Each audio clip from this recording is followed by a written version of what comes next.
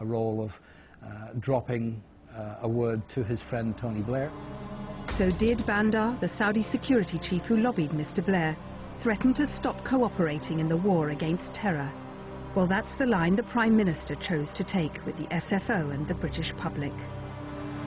The information I had came from a minute from the Prime Minister, I think it was, to the attorney, asking that we consider the public interest, and I also had the advantage of talking about it with our ambassador in Saudi Arabia.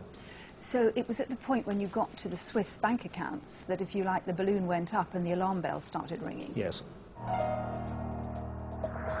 The pressure was ratcheted up at Bandar's next port of call, Paris. It's one of my favorite Airbus, so I'm always taking pictures of all the 340s in the world. The prince had come to be seen with President Chirac. The subtext? The Saudis were thinking a French fighter might well replace BAE's plane in the new round of Al Yamama. That's as clear a way I would have thought as any of pointing a gun at the British government's head. But there had to be another reason to stop the corruption probe, not the risk to a contract or jobs. The Anti-Bribery Convention forbids that. So our ambassador to Riyadh visited the SFO 3 times to make it clear there'd be a price to pay if the Saudis stopped cooperating on terrorism. I was convinced that if this happened, if this cooperation was withdrawn, there was a significant risk to life. What, lives were at stake? Yeah. That was a lot of pressure to put on you. Well, sure, but I mean, if that's what's going to happen, then I've got to make a decision on that basis. Maybe you could have stood up to this. Well, maybe I could, and maybe if I did that and took a risk, maybe there'd have been some explosion on the streets of London. And who controls the flow of Saudi intelligence on terrorism? Prince Bandar. Mr. Wardle dropped the case. Of course, I'm not very happy when an investigation is stopped in its tracks like that, but sometimes you have to make these difficult decisions. That's what I did. That's life. That's politics in this case. Well, it's politics, it's the law, it's the way things are. The government and BAE had successfully muzzled the legal process. That's how many saw it. BAE wouldn't be interviewed by Panorama, but in a statement they said they acted lawfully, in accordance with the terms of the relevant contracts and with the approval of the Saudi government and the Ministry of Defence.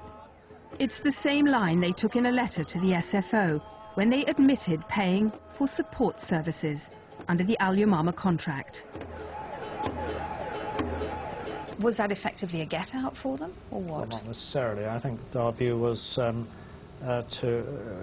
intention was to follow these payments and see whether they amounted to criminal offences. So merely by saying they were acting under contractual arrangements didn't get them off the hook? Well, of course not. I think in any arrangement where corrupt payments are made, BAE or whatever it is, the payments are going to be within the contract in some way, shape or form. The question is whether they were improper payments. Now we may never know. But the MOD still has questions to answer about the payments to Bandar they so willingly facilitated. They refused us an interview because, as they said in a statement, disclosing confidential Al Yamama information would cause the damage which ending the investigation was designed to prevent. This does not imply that we believe the allegations you propose to make in the programme are true. For 2 years, the government's chief law officer, the Attorney General, backed the SFO's corruption probe. But then they got hold of MOD documents, and the Swiss looked like opening up those accounts. Then Lord Goldsmith declared the case wasn't going to succeed. The Attorney General made it clear afterwards that he thought that the SFO, that you, did not have a case. I mean, leaving aside the public interest argument, do you agree with that? I felt that in a normal case one would have pursued the line of evidence to see whether there was sufficient evidence to justify a prosecution. To that extent I disagree with him, yes. You felt you hadn't reached the end of the line? Absolutely, yes. Lord Goldsmith, Hello, it's Jane Corbin from Panorama. We wanted to do an interview with you about the dropping of the SFO inquiry. Oh, you've got lots of information about that already. You've got plenty of information. We wanted actually specifically to ask you about the payments that were made to Prince Bandar. Why didn't you ask the director of the SFO?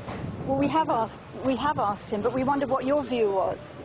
Well, you know my view because I've expressed it in Parliament and I've expressed it many times. So you've got that. But I don't think you've talked to Parliament about Prince Bandar. I've talked about all of this.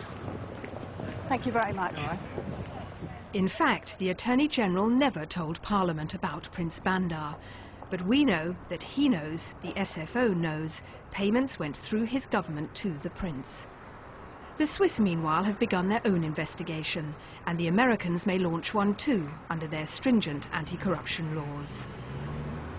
There's been tremendous disappointment internationally that whereas they look to the United Kingdom to come up with solutions, practical, good example, instead we're just sleazeballs.